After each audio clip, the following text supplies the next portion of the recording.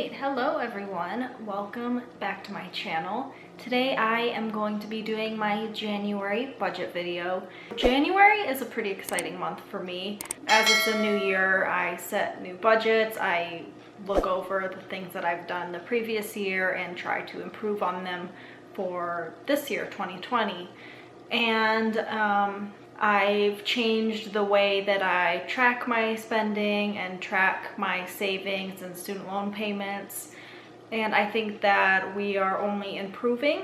So hopefully with every video, there is more improvement and more things that I've learned and am incorporating into my budgets. January is also my birthday month, so that was pretty fun and exciting.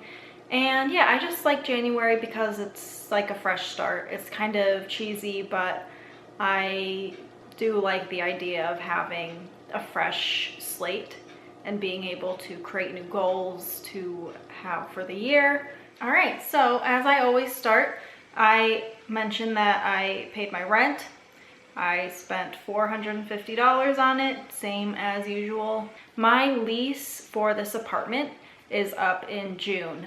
And I am trying to decide whether or not to get a new place, maybe spend a little bit more money on rent, because my rent here total is $900, which is very reasonable, especially for the area that I'm in.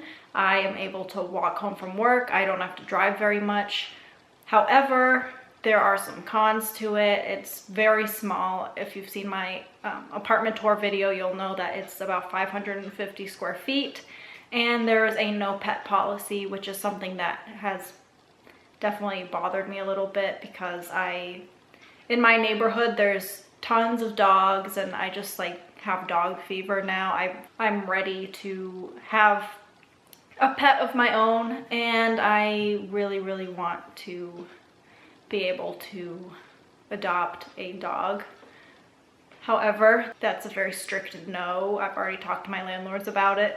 So I'm thinking about moving. So I have been looking at other apartments lately. I know it's about 5 months away, but I kind of want to see what's out there in my area. So we'll see what happens. But for now, I'm still spending $450 on rent, which is extremely reasonable. Utilities this month. Because it was my birthday this month, my boyfriend took me out to a really nice dinner and he got me a very nice gift, and I felt like he was spending too much money for me. So I just went ahead and paid for his half of the utilities as well as my own. That totaled $82, but that's still not terrible, especially given that it's been freezing out lately. It's been snowing a ton and we've definitely been using the heater at night and throughout the day. $82 for the month I feel like is reasonable enough. For restaurants, I spent $66, which I'm pretty proud of that. I think the only time I went out to dinner was on my birthday, so my boyfriend did pay for that. I got Mexican food takeout once, and I got like a $9 sub one night on my way home from work. So I really didn't go out to eat too much, which is totally fine. I really like to eat at home anyways. And because it's been so cold out, I haven't really been wanting to leave the house. So it's kind of been a good way for me to just like stay home. So that's good. I'm spending less money on restaurants. Groceries, that's also been pretty low this month. I spent $58 on groceries, which is not bad at all. Again, my boyfriend does pay for about half of our grocery budget as well.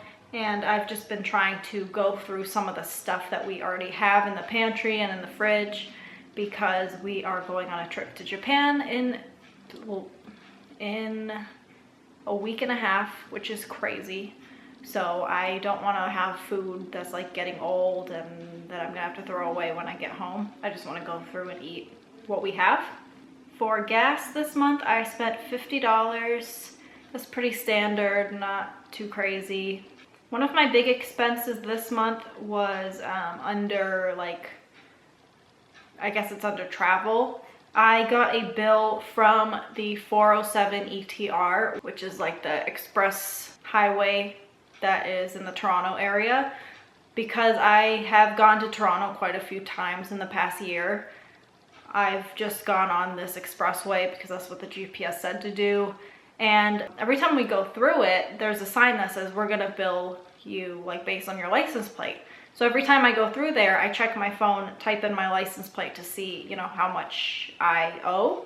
And they're never able to find any like bill for me. So I've been thinking this whole time that I've just been like under the radar, like they don't charge me because maybe I'm a US license plate. But I got a bill for $80 this month, which were based on fees that I've had like from the past year. I don't know why it took so long for me to get this bill, but that was kind of annoying. But I obviously paid it, and so that was one of the expenses. The other one is I got a parking ticket, which is also very frustrating because in my apartment we have one reserved parking space, which is great because living like downtown is kind of hard to park like on the streets. But they were doing some kind of thing last weekend where they had to like cut down 2 trees, and because of that everyone had to be out of the parking lot and we had to figure out parking for that weekend. So I went and parked on the street, which I didn't notice there was any signs or anything about it, and it is like a free parking space. But apparently you're not allowed to park there in the winter time, like after 1 a.m. until 6 a.m. I guess so the plows can go through and get the snow off the roads.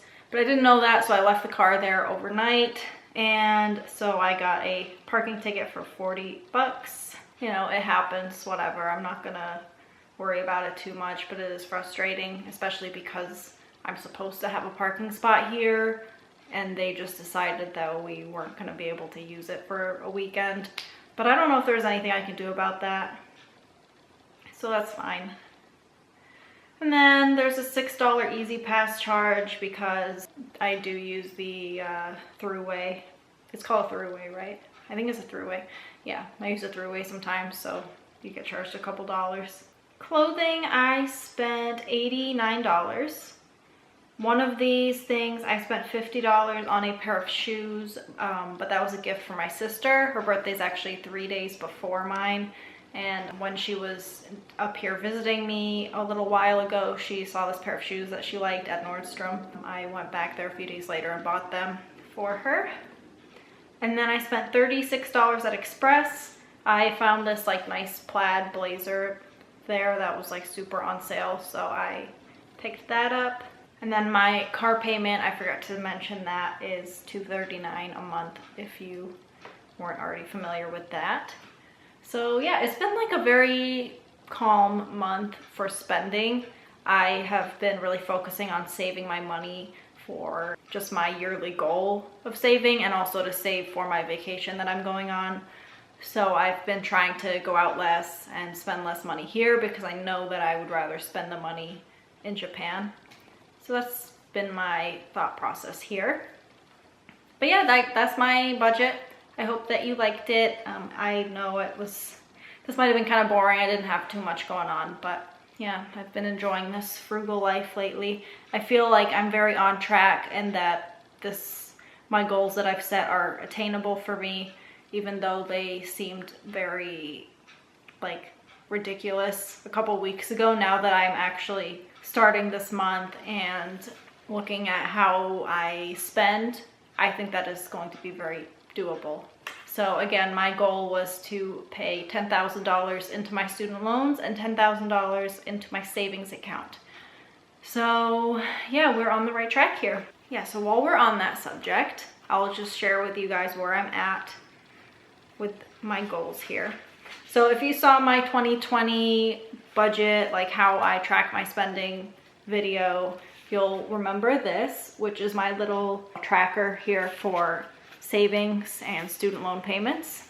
I have them in $200 blocks here, and then I highlight each block as I put money towards that. Oh, also what I did is on the next page, I have a savings breakdown and a student loan breakdown. I don't really like how this ended up looking, but it does the job. So for savings, in January, I put $525 away. And for student loan payments, I put $850 away. So as you can see, going back here, you can see that I highlighted two $200 blocks and then half of a third $200 block. Student loans, I did 4 $200 blocks and then like a quarter of this $200. So I think that this is pretty good. There's 10 like chunks here that I have, and I'm almost done with one already, and it's only the first month. Savings, I'm gonna put more money towards as we get through the year. But yeah, this has been like, I feel like this is a good way for me to track things. I also like seeing exactly what I put in each month, which you wouldn't be able to notice from this. So I have those two systems going on. And also this is just how I showed this as well, but this is just like my monthly calendar, and I write down when everything's due because I have so many different credit cards and payments that I have to keep track of. I really don't want to let something, like forget about something and have my credit score go down. So I write down everything that's due and I highlight it once I've paid it. So this has been a very good method for me. And then these purple highlights are my days that I get paid.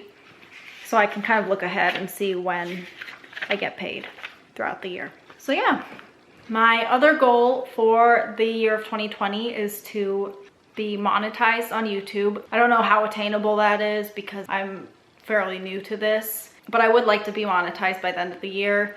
And I don't need to be making like a ton of money by any means. So I'm not super focused on that, but I do put a lot of time into this. So, you know, getting some kind of return would be nice, especially as I'm trying to increase my number of income streams. This is definitely a very lucrative way to do so. So I hope that as my videos become more high quality and as I sort of figure things out more, I have the opportunity to be monetized. So yeah, with that said, please give this video a thumbs up if you enjoyed it and subscribe to my channel if you haven't already. Please leave any questions or comments down below. I try to answer every single comment, and I will see you in my next one.